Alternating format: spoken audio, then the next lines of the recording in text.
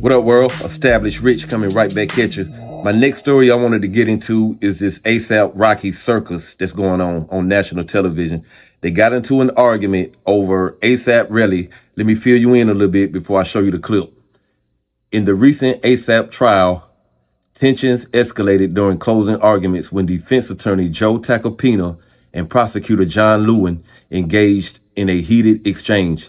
Tacopina accused the prosecution's key witness, ASAPRocky, of perjury, asserting that Relly had lied under oath and destroyed evidence. This accusation led to an objection from the prosecution, with Lewin labeling Tacopina's claims as unethical.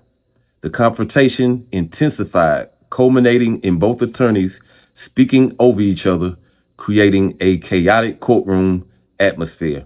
So this was just over the top. It's almost like you're really watching a Hollywood movie. You got the rapper, you got the famous R&B singer, you got, the over-the-top lawyers. Let's check out the clip and see what exactly went down.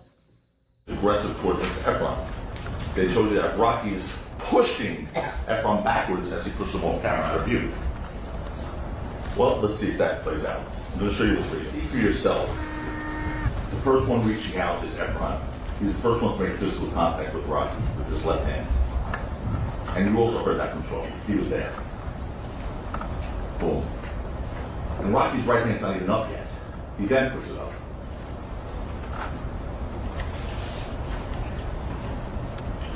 And as Shlomi told you, consistent with that video, it was Relly who grabbed him first. And in fact, Relly realized his actions in this video were a problem for him. So although he first testified that he was a lefty, there's 12 feet, there's Ills, and there's Relly. And boom, he's going after him. Look at him, he's tussling him. There's the first shot. There's the second. And look at his arm going back and forth here. Can you go back for a second, guys? Of course, Detective Flores told you law enforcement didn't have a chance to speak to Rocky after he was arrested, and of course, there's no idea. That misstates the No, evidence. who didn't say they had a chance to? Do not debate. You just said misstates the evidence. Their witness committing perjury. It's improper. It's unethical. You said you're not going to tolerate it, and I object. And you make it clear to the jury that my objection you find annoying.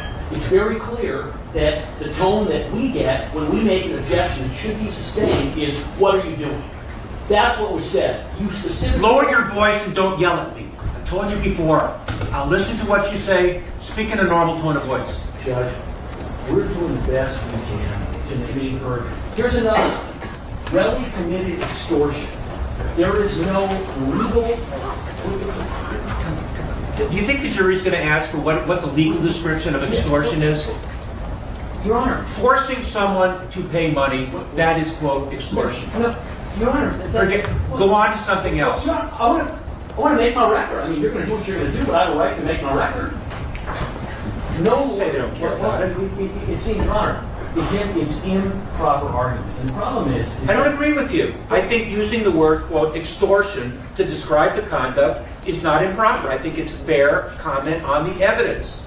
You, in your rebuttal argument, you can say it wasn't extortion.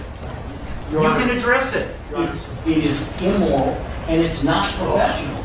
And again, Your Honor, the fact that he is getting up here saying, well, yeah, I said it, and here's why, just demonstrates again he doesn't know the law or doesn't care. You're disparaging him right now. I'm disparaging him because, Your Honor, he's not following the There rules is not to be any disparaging of either side. during argument.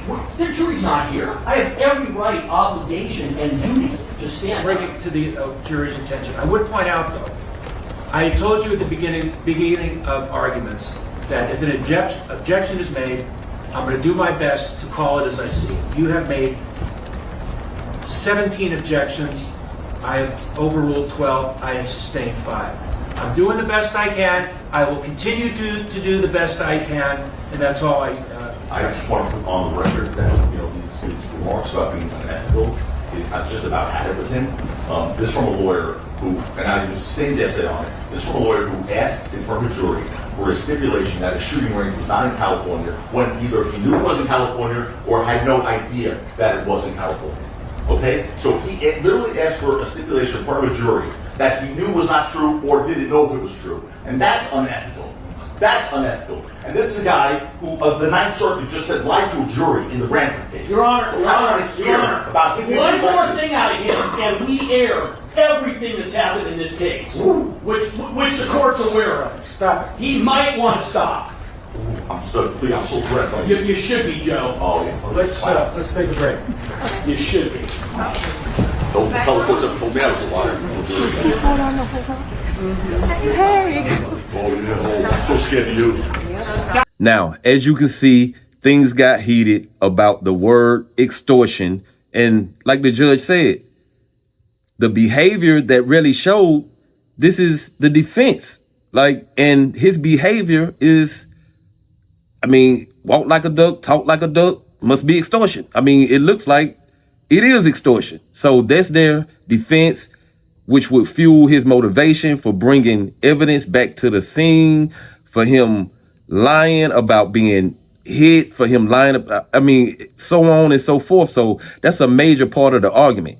But the point I really want to highlight in this video is the harm that this clown show going on is really doing to the perception of the justice system. Such publicized confrontations and televised court proceedings can significantly impact public perception of the justice system, particularly among African American communities.